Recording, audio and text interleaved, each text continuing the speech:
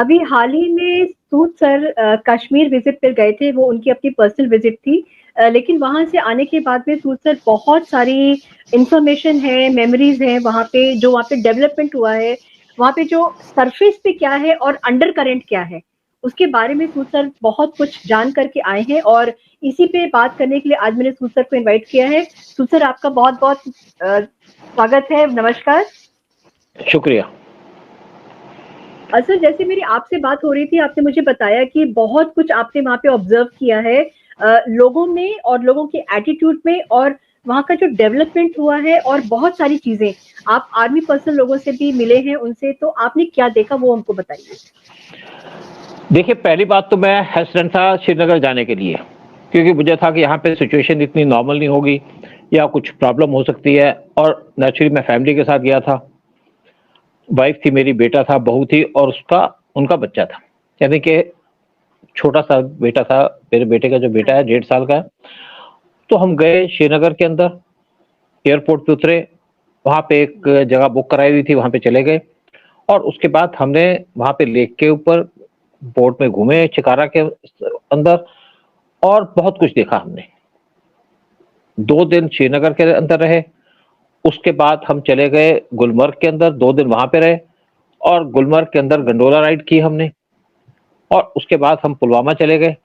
पुलवामा जाके भी वहां पे आसपास के एरिया को ऑब्जर्व किया और देखा, तो बहुत खूबसूरत है कश्मीर। और उसके बाद फिर श्रीनगर आ गए। श्रीनगर आकर के हमने वहां पे एक जो बोट थी, हाउस बोट थी, उसके अंदर स्टे किया एक रात के लिए, क्योंकि हम सारी चीजों को देखना चाहते थे, ऑब्जर्व करना चाहते थे, क्या कश्मीर है, क्या सिचुएशन है। जैसे कोई भी कहीं विजिट करता है तो उसका एक पर्पस होता है। एक टूरिस्ट जाता है टूरिस्ट पर्पस के लिए, और हम जब जाते हैं कहीं पे ऐसी जगह में, तो एक टूरिस्ट तो है ही, लेकिन साथ में ऑब्जर्व करते हैं लोकल सिचुएशन क्या है। वहां पे सेबों के बाग भी देखे और बहुत सी चीजें ऑब्जर्व की।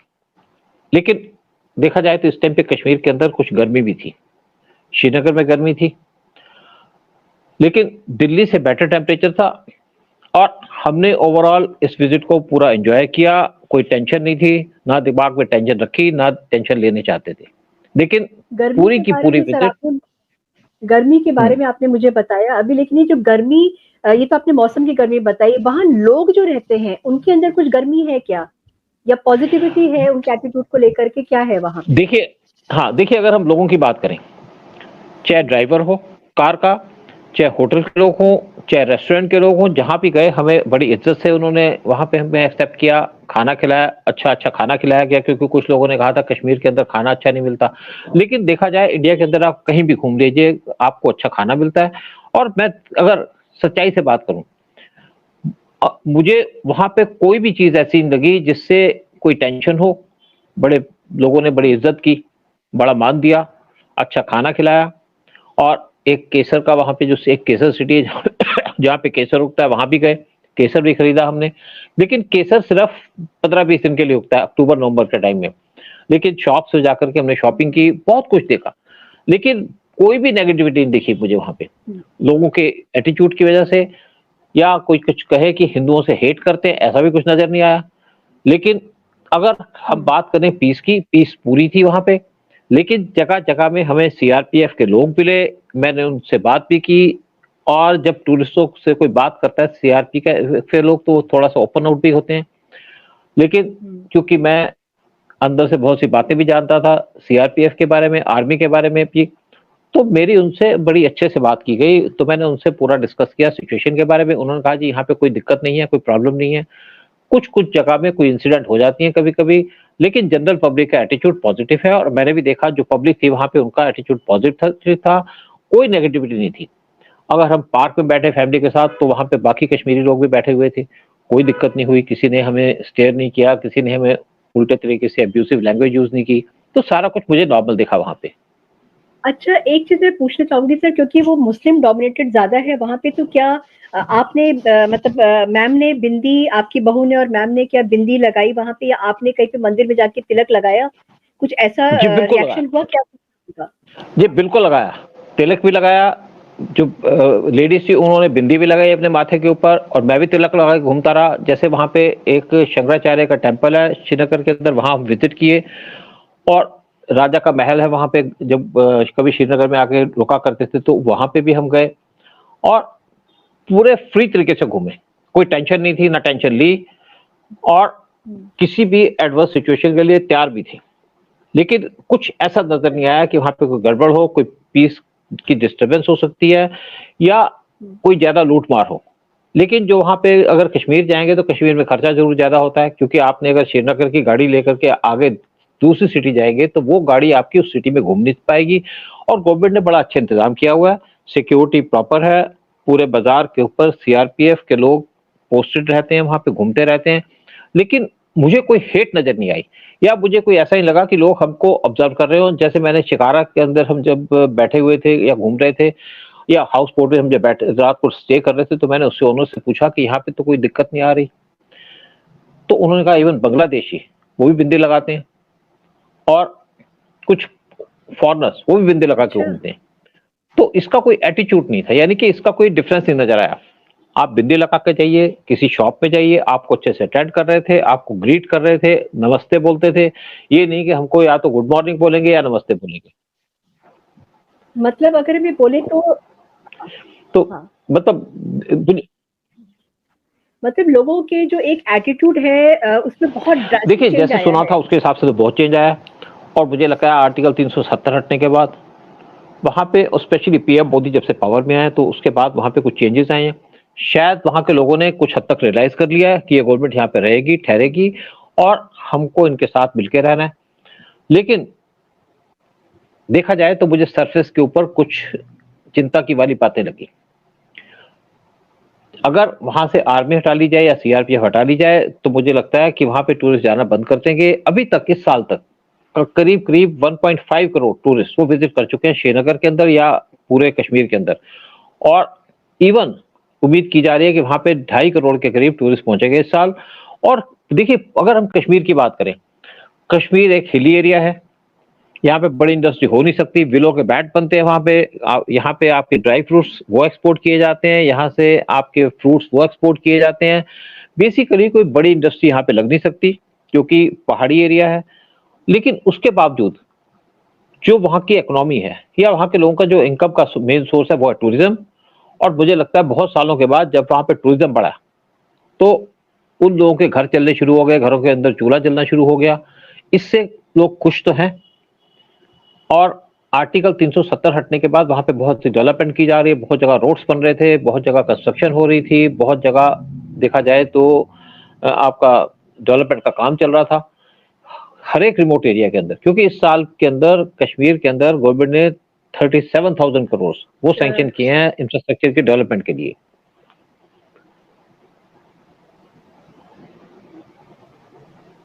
सर ये तो आपने मुझे एक सोसाइटी एज वहाँ पे जो उनका चेंज आया है वो आपने मुझे बताया। मैं आपसे 2 क्वेश्चन पूछूंगी। पहला क्वेश्चन मेरा ये है कि अभी कश्मीर में जो घटना हुई है और उसमें जो हमारी मार्टर हुए हैं, हमारे 3 जवान, हमारे 2 जवान और एक उसमें पुलिस पर्सन जो थे वो हुए, उस समय आप वहीं पर थे, तो आपने क्या देखा वहाँ पे? आपको क्या समझ में आया कि ऐसा जो हुआ है वो what was the reason behind it? देखिए वैसे तो मेरा जो है ना अपने सर्विस टेन्योर के अंदर बहुत ज्यादा एक्सपोजर भी है। देखिए बेसिक क्या है कि कश्मीर के बहुत से एरियाज बॉर्डर के पास लगते हैं, पाकिस्तान के बॉर्डर से लगते हैं और देखा जाए तो वहां पे इतना अजीब सा एनवायरनमेंट है, यानी कि जंगल है और शायद लोग सोचते हैं कि हमारी आर्मी क्या कर रही है, तो जंगल में लोग आके छुप जाते हैं क्योंकि वहां पे बहुत सी गुफाएं हैं और इनको छुपने की जगह मिल जाती है। राशन पानी लेके वहां पे पहुंच जाते हैं पाकिस्तानी टेररिस्ट और कुछ कश्मीरी मिलिटेंट्स और वहां पे ठहरते हैं और मौका ढूंढ करके हमारी आर्मी के ऊपर अटैक करते हैं। और ये जो इंसिडेंट हुई अनंतनाग के अंदर, वहां का जो जंगल है वो कहा जाता है 200 किलोमीटर का उसका एरिया है। आप सोचिए कि, और वो एरिया कैसा है, पहाड़ी एरिया है, वहां पे हमारी आर्मी पोस्टेड नहीं रहती जंगल के बीच में। आर्मी नॉर्मली पोस्टेड रहती है आपके बॉर्डर के ऊपर और जंगलों के बाहर उन्होंने अपनी पोस्टें बना के रखी हैं। लेकिन ये जंगल से कई बार बाहर आकर के हमारे आर्मी के ऊपर अटैक कर लेते हैं और कभी ये स्ट्रे इंसिडेंट होती है। मुझे लगता है कि कुछ महीनों के अंदर ये शायद पहली ऐसी इंसिडेंट है जहाँ पे हमारे कर्नल मारे गए, एक हमारे मेजर मारे गए और साथ में एक डीएसपी जो जेएनके पुलिस को बिलोंग करते थे उनकी डेथ हो गई। लेकिन उसके बाद यहाँ पे 100 घंटे तक आर्मी ने कॉम्बिंग ऑपरेशन किया। कॉम्बिंग कैसे किया कि इन्होंने इजरायली ड्रोन को यूज किया और ड्रोन से वहां पे फोटोग्राफी की और उसके बाद मोटार से जहां जहां पे भी इनको लगा केव्स हैं उनको डिस्ट्रॉय कर दिया। 2 मिलिटेंट की इनको डेड बॉडीज मिल गई, एक मिलिटेंट वो भी मारा गया, लेकिन उसकी डेड बॉडी नहीं मिली और अभी तक वहां पे सिक्योरिटी फोर्सेस सर्च कर रही हैं। देखिए कुछ लोग ये उम्मीद करते हैं कि हमारी आर्मी शायद यहाँ पे उनकी नेग्लिजेंस है। नेग्लिजेंस कोई नहीं है। होता क्या है कि जंगल से कुछ लोग आकर के एम्बुश करते हैं, एम्बुश करके किसी पे अटैक कर देते हैं, फिर जंगल में भाग जाते हैं और उस टाइम पे उनको चेस करना ठीक नहीं होता। चेस बाद में किया जाता है। अगर उनको चेस करेंगे तो उनके ट्रैप में पड़ सकते हैं। तो बाद में आर्मी ने एक्शन लेकर के जितने भी मिलिटेंट थे उनको न्यूट्रलाइज कर दिया, लेकिन पाकिस्तान बाज नहीं आया। ना पाकिस्तान बाज आया ना आएगा। और कुछ वहां पे जो लोग हैं उनके एंटी इंडिया सेंटिमेंट है, उनको लगता है कि कश्मीर हमारा एरिया है, इंडिया का एरिया नहीं है, तो शायद इसलिए वो इस टाइप के अपने एटीट्यूड रखते हैं। लेकिन जनरल पब्लिक के अंदर ऐसा कोई एटीट्यूड नहीं है। जनरल पब्लिक वहां पे चाहती है कि उनका चूल्हा जलता रहे, टूरिस्ट आते रहे और टूरिस्ट वहां पे सिर्फ इंडियंस आएंगे, कुछ फॉरेनर्स आते हैं, पाकिस्तानी तो आएगा नहीं, ना पाकिस्तान के पास पैसे हैं। और दूसरा क्या है कि वहां पे लोगों पे क्या इम्पैक्ट पड़ा। एक तो आर्टिकल 370 हटा और एक से मैंने जैसे बात की, मैंने कहा आपको क्या लगता है आर्टिकल 370 हटने के बाद? कहता साहब हमको तो यहाँ पे अपना जॉब चाहिए, बच्चों को पालना है, हमारे लिए वो प्रायोरिटी है, हम चाहते हैं पीस रहे यहाँ पे और इसीलिए किसी भी जगह में जो टूरिस्ट आते हैं उन पर अटैक नहीं किया जाता। तो एक ने कहा भाई यहाँ पे तो कभी टूरिस्ट पे अटैक नहीं किया। मैंने कहा टूरिस्ट तो वहीं जाएगा ना जहाँ पे उसको सेफ लगेगा। अगर यहाँ पे मिलिटेंट अटैक होंगे तो टूरिस्ट क्यों आएगा? तो टूरिस्ट आएगा तो आपकी रोटी चलेगी, आपका चूल्हा चलेगा, आपके बच्चे पढ़ेंगे और वहाँ पे स्कूल कॉलेज सारे खुले हुए हैं।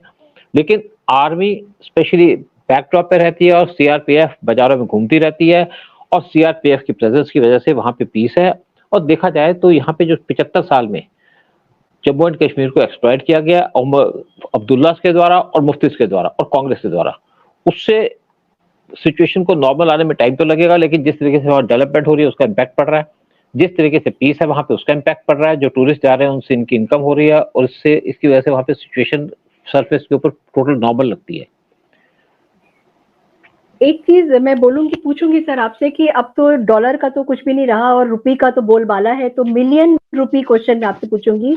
इतना डेवलपमेंट करने के बाद में, इतना सब कुछ होने के बाद में, क्या आपको लगता है कि बीजेपी कुछ चांस स्टैंड करती है वहां पे मुझे नहीं आने लगता, के लिए? मुझे नहीं लगता। देखिए पता क्या है, वहां पे बहुत जहर फैलाया गया है इतने सालों तक और बीजेपी को देखा जाता है हिंदू पार्टी। जैसे मैंने एक से पूछा कि मैंने कहा आपके कश्मीर के अंदर क्या किसी को कन्वर्शन की गई है, मुसलमान से हिंदू बनाया गया? कहते हैं जी बिल्कुल नहीं। कहते हैं तो कभी भी नहीं हुआ। लेकिन मैंने देखा कि जैसे श्रीनगर के अंदर कुछ हिंदू रह रहे हैं, अभी भी बहुत हिंदू वहां पे रह रहे हैं जो छोड़ के जा नहीं सकते थे, वहीं पे रह रहे हैं, उनके पुराने मकान बने हुए। इवन मैंने बाकी जगह में देखा कुछ हिंदू रेस्टोरेंट थे और वहां पे वेजिटेरियन खाना मिल रहा था और बड़े अच्छे से चल रहे थे, क्योंकि ज्यादातर टूरिस्ट वो हिंदू खाना नेचुरली जो वेजिटेरियन खाना ही खाते हैं। इवन पुलवामा के अंदर वहां पे भी हिंदू रेस्टोरेंट थे, यानी कि जो हिंदू थे वो खाना वहां पे रेस्टोरेंट चला रहे थे और उनके रेस्टोरेंट के अंदर पूरे तरीके से लोग की भीड़ लगी रहती थी, अच्छा खाना भी मिला। लेकिन बीजेपी का मुझे कोई चांस नहीं लगता, क्योंकि जो हेट इन लोगों ने बोई है, जैसे फारूक अब्दुल्ला ने मुफ्ती से और कांग्रेस ने, उसको ठीक होने में टाइम लगेगा। अगर बीजेपी वहां पे, क्योंकि बीजेपी का एक तो देखो वहां कोई कैडर नहीं है, आरएसएस वहां जा नहीं सकती, आरएसएस का कोई रोल नहीं है। और अगर यहाँ पे इनको कोई मुस्लिम चेहरा मिलता है, जैसे गुलाम नबी आजाद वहां के चीफ मिनिस्टर सिलेक्ट हो जाते हैं, तो नेचुरल इम्पैक्ट पड़ता है। लेकिन दूसरी तरफ देखा जाए तो कश्मीर के इन्होंने 3 भागों में बांट दिया। एक तो जम्मू को अलग कर दिया, कश्मीर को स्टेट बना दिया, दूसरी तरफ लेह लद्दाख को भी अलग कर दिया। इससे क्या है, कश्मीर बड़ा छोटा रह गया। और अगर वहां पे कोई गवर्नमेंट आती है फारूक अब्दुल्ला की या मुफ्ती की या अलायंस की गवर्नमेंट अगले इलेक्शन के बाद, तो उसकी पावर को कर्टेल भी किया जा सकता है। जैसे दिल्ली के अंदर किया गया, अरविंद केजरीवाल की जो गवर्नमेंट थी उसकी पावर कट कर दी गई, यानी कि पूरी पुलिस आर्मी वो लेफ्टिनेंट गवर्नर के पास होगी। इससे वहां पे लॉ एंड ऑर्डर की सिचुएशन खराब होने की आशंका नहीं है। जैसे मुझे एक आदमी ने कहा, जो हमारा ड्राइवर था, कह रहा जी यहाँ पे तो आपके जो गवर्नर थे उस टाइम पे उन्होंने लोगों से कह दिया हिंदुओं से कि आप भाग जाओ। तो मैंने कहा क्या करते हो वो यहाँ वहां पे? गवर्नमेंट तो अब्दुल्ला की थी, दिल्ली में बैठे थे मुफ्ती जो होम मिनिस्टर थे, और वीपी सिंह को क्या लेना देश से? तो गवर्नर की कोई पावर नहीं थी, तो गवर्नर कह दिया आप यहाँ से भाग जाओ, और लोगों ने अपनी जान बचा के वहां से भाग गए। अगर लोग वहां बैठे रहते तो इनका तो कत्लेआम हो जाता। तो लेकिन जो जैसे हमारा ड्राइवर था, कुछ और लोग थे, इनके मुझे सरफेस पे तो ठीक लगा, लेकिन अंदर से लगा कि ये कुछ परेशान है। जैसे जब पुलिस को देखते थे तब परेशान हो जाते थे कि यहाँ पे तो ऐसे ही चल रहा है, ये देखिए यहाँ पुलिस है। तो मैंने कहा यहाँ पे जैसे सीआरपीएफ है, आर्मी है, मैंने कहा दोबारा हम यहाँ पे पुलवामा नहीं होने देंगे, यहाँ पे हम दोबारा ऐसे इंसिडेंट नहीं होने देंगे। और अगर ऐसी इंसिडेंट होगी तो यहाँ पे हिंदू नहीं आएंगे, या यहाँ पे इंडियंस मतलब टूरिज्म पे नहीं आएंगे। और दूसरी बात है कि यहाँ पे कोई पाकिस्तानी तो आएगा नहीं। यहाँ पे कोई कहते हैं जी पाकिस्तान तो बर्बाद हो गया है। पीओके के अंदर जो हालात है उससे भी ये लोग काफी परेशान है कि जब पाकिस्तान पीओके को नहीं संभाल पा रहा तो इनको क्या संभालेगा।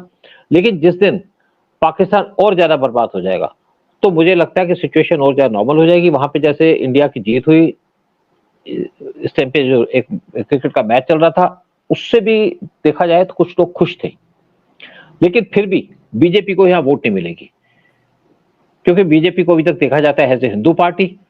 लेकिन वहां पे कुछ आपके जैसे यहाँ पे एक इशू है शिया और सुन्नी का, जहां पे शिया रहते हैं वहां पे पुलिस की पेट्रोलिंग चलती है, पुलिस उनको प्रोटेक्शन देती है, क्योंकि ये जो वहां के लोग हैं सुन्नी, ये शिया को भी टारगेट कर सकते हैं, मिलिटेंट उनको टारगेट कर सकते हैं।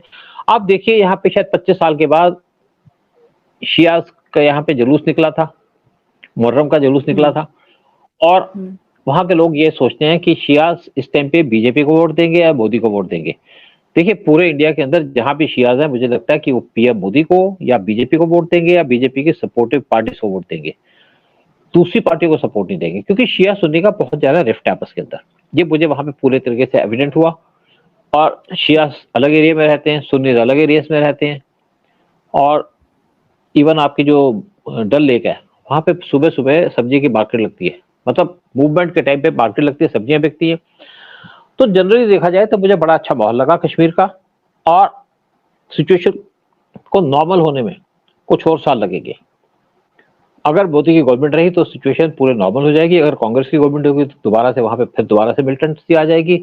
अगर फारूक अब्दुल्ला को पूरा कश्मीर मिल जाता तो वो भी वहां पे मिलिटेंट लाते। आप देखिए जब 90s के अंदर वहां पे हिंदुओं को मारा जा रहा था तो फारूक अब्दुल्ला कश्मीर के चक्कर लगा रहा था मोटरसाइकिल पे, ये था वहां का चीफ मिनिस्टर, और उसके मोटरसाइकिल के पीछे शबाना आजमी के पीछे बैठी हुई थी। तो एक्चुअली जो कश्मीर के जो हालात खराब किए हैं इन लोगों ने खराब किए हैं। जहर वहां पे जो लोगों के दिल में फैलाया वो फैलाया कांग्रेस ने, मुफ्तीज ने और अब्दुल्ला ने। उस जहर को निकलने में टाइम लगेगा, लेकिन जनरली मुझे वहां पे डेवलपमेंट देख करके बड़ा अच्छा लगा, वहां का माहौल देख करके अच्छा लगा, पीसफुल एटमॉस्फेयर है। किसी को भी अगर जाना हो कश्मीर तो खुलेआम जा सकता है, कोई चिंता की बात नहीं है। एक आधी इंसिडेंट होती रहती है, स्ट्रे इंसिडेंट, और वहां पे भी वो टारगेट करते हैं आर्मी को। टूरिस्टों को टारगेट नहीं किया जाता, टूरिस्टों से हेट नहीं की जाती, टूरिस्टों के साथ मिसबिहेव नहीं किया जाता।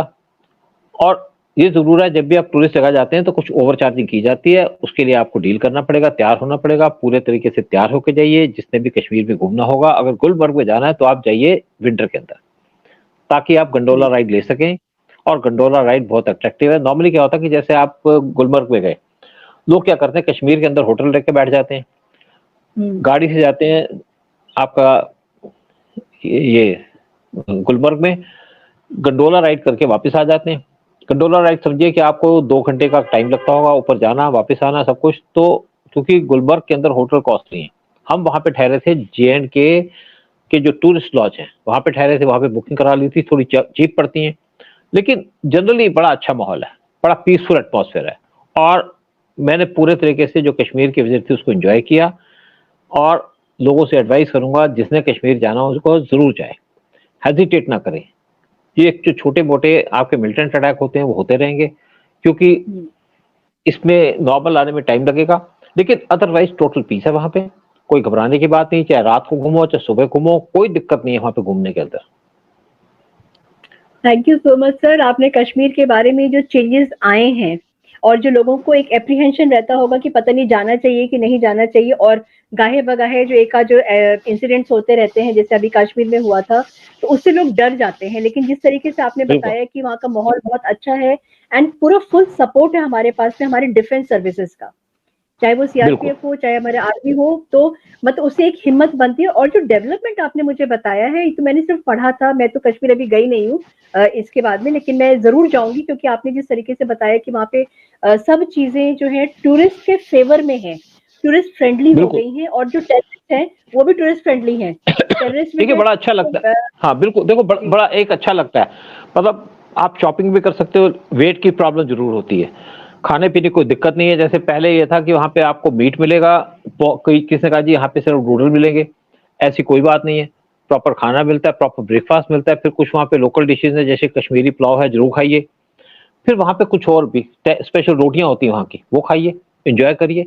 और गर्मी में जाने का अलग चार्म है, सर्दी में जाने का अलग चार्म है। सर्दी में जाएँगे तो आप हिल्स पे देखेंगे बर्फ जमी हुई है, वहाँ पे आप टॉप की जगह पे पहुँच सकते हैं। जिसको घोड़ों पे चढ़ना हो या खच्चर पे जाना हो वो जा सकता है, कॉस्टली ज़रूर है, लेकिन उसकी अलग एन्जॉयमेंट है, उसके लिए सिर्फ यंग लोगों को जाना परमिसिबल है।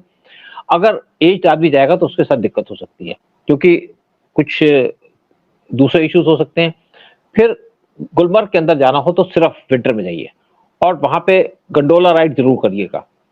पुलवामा में आपको पानी मिलेगा और देखिए बेसिकली क्या है कि वहाँ पे एक तो एटमॉस्फेयर अच्छा है, एक एनवायरनमेंट अच्छा है, एक लोग अच्छे हैं। और मैं किसी भी तरीके से नहीं कह सकता कि मुझे कोई हरकत हुई हो, प्रॉब्लम हुई हो कश्मीर के अंदर पूरे टूर के अंदर।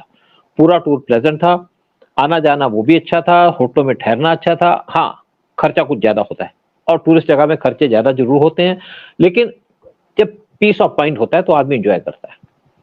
बिल्कुल। सारी बातें आपने मुझे बताई और एक चीज़ मुझे बहुत अच्छी लगी, जो मेरे बहुत फ़ेवर में है कि वहाँ पे वेजिटेरियन खाना भी मिलता है बिकॉज़ मैं प्योर वेजिटेरियन हूँ, तो मेरे लिए एक अच्छा है कि मैं वेजिटेरियन खाना के साथ में मैं अपना टूरिज़्म वहाँ पे एन्जॉय करूँगी। देखो बेसिकली क्या है, कुछ तो मुस्लिम के रेस्टोरेंट हैं, जो जी, आपको वेजिटेरियन खाना सर्व करते हैं। फिर कुछ हिंदुओं के हैं, कुछ सिखों के भी रेस्टोरेंट हैं, जो आपको आप समझिए वेजिटेरियन खाना सर्व करते हैं और सब जगह कोई ऐसे खाने-पीने की प्रॉब्लम नहीं है। थैंक यू मुझे सो लगता मच है कि सर। जो भी अगर जाएगा हाँ। हाँ, हाँ। बिल्कुल, बिल्कुल, बोलिए, बोलिए, बोलिए सर। नहीं, नहीं, जो भी जाएगा एन्जॉय करेगा कश्मीर के अंदर। विंटर का अलग मज़ा है, समर का अलग मज़ा है। हाँ, ये ज़रूर है कि जब टूरिस्ट ज़्यादा हो जाएँगे तो दिक्कत तो होगी, चीज़ें कॉस्टली मिलेंगी, ठहरना कॉस्टली होगा, घूमना कॉस्टली होगा। खर्चा बाकी जगह से ज़्यादा है, क्योंकि वहाँ का सिस्टम अलग है, बट बेसिकली कोई इश्यू नहीं है कश्मीर में विज़िट करने का और मैं सोचता हूँ कि कश्मीर विज़िट कीजिएगा ताकि कश्मीर के लोगों को वहाँ पे एक समझ आए कि टूरिज़्म क्या होता है, टूरिज़्म से उनको इनकम होगी, तो मुझे लगता है वहाँ खुशहाली होगी और पत्थर की जो इंसिडेंट होती थी, वो पास्ट की बात है। कोई पत्थर की इंसिडेंट नहीं होती। खूबसूरत लोग हैं, जी, खूबसूरत चेहरे दिखते हैं आपको, खूबसूरत पहाड़ियाँ दिखती हैं, खूबसूरत पानी दिखता है और मैं सोचता हूँ कि सब चीज़ नॉर्मल है कश्मीर के अंदर। हाँ, लेकिन वहाँ पे सीआरपीएफ खड़ी है आपकी प्रोटेक्शन के लिए और सीआरपीएफ को देख कर के शायद वहाँ पे लोग भी या वहाँ पे जो ग्रुप्स हैं, जो इंडिया को हेट करते हों या हिंदुस्तान को हेट करते हों, वो भी चुप हैं। लेकिन दूसरी तरफ मुझे लगता है कि जितने भी लोग हैं, चाहे आपके टैक्सी वाला है, चाहे होटल वाला है, चाहे आपका शिकारा वाला है, चाहे आपका आम आदमी है, चाहे होटल वाले हैं, उनको टूरिस्ट आने से ही वहाँ पे इनकम होती है, इसलिए वो टूरिस्टों की इज़्ज़त भी करते हैं और करनी भी चाहिए और इसीलिए टूरिज़्म कश्मीर के अंदर इम्प्रूव हो रहा है डे बाय डे और मुझे लगता है कि अगले 2-3 साल के अंदर टूरिज़्म ज़्यादा बढ़ेगा, तो उनकी अट्रैक्शन इंडिया की तरफ और ज़्यादा बढ़ेगी और इंडिया को पसंद भी करते हैं कुछ लोग वहाँ पे। हमारी प्रेज़ेंट गवर्नमेंट के सारे एफर्ट्स जो हैं वो सब दिखने शुरू हो गए हैं और पॉलिटिक्स है मतलब चलता रहता है, कभी पीडीपी रहेगी, कभी अब्दुल्लाज़ रहेंगे, कभी मुफ्तीज़ रहेंगे, लेकिन बीजेपी भी लेकिन आएगी। लेकिन लेकिन उस टाइप का इनका इन्फ्लुएंस नहीं होगा क्योंकि इसको हुँ, देखिए गवर्नमेंट ने बड़े प्लानिंग से काम किया। लेह लद्दाख को अलग कर दिया, ठीक है हुँ, ना? तो 22 डिस्ट्रिक्ट जी, तो लेह लद्दाख में चली गई, 22 डिस्ट्रिक्ट रह गई आपके कश्मीर के अंदर और बाकी आपका जम्मू अलग हो गया, जम्मू के साथ बहुत से एरियाज़ अलग हो गए, तो कश्मीर बड़ा छोटा रह गया और अगर यहाँ पे गवर्नमेंट बनती है किसी भी पार्टी की, उसको पुलिस का मतलब पुलिस उसके हाथ में नहीं होगी। ना उसके हाथ में हुँ। आर्मी होगी, तो दोबारा से अगर आप ये कोई सोचे कि दोबारा वो दिन 90s के वापस आ जाएँगे, कभी नहीं आएँगे। और लेकिन मुझे लगता है कि अब कश्मीर इंडिया का हो चुका है और होगा। मतलब जो चाबुक केजरीवाल का चला है, वही चाबुक यहाँ पर भी चलेगा अगर कुछ किसी ने कुछ कोशिश किया हरकत करने के लिए तो। Thank you ji, so much बिल्कुल। सर, बहुत-बहुत धन्यवाद कश्मीर के बारे में बताने के लिए और आपका जो वहाँ पे एक्सपीरियंस रहा है वहाँ के लोगों के साथ में और इंफ्रास्ट्रक्चर तो नहीं है वहाँ पे, लेकिन जो भी टूरिज़्म को लेकर के जो चीज़ें वहाँ पे हुई हैं और लोग कैसे खुशहाल हो रहे हैं, उसके बारे में आपने मुझे बताया। थैंक यू सो मच और मुझे लगता है हमारे व्यूअर्स को भी सर का जो इनसाइट्स वहाँ पे रही आज जाकर के देखने के जो उनको पता लगा है, तो उससे सब लोगों को पता लगेगा और कश्मीर हम सब लोग जाएँगे घूमने के लिए। Thank you ji so much sir. जय हिंद, शुक्रिया जय भारत। जय हिंद।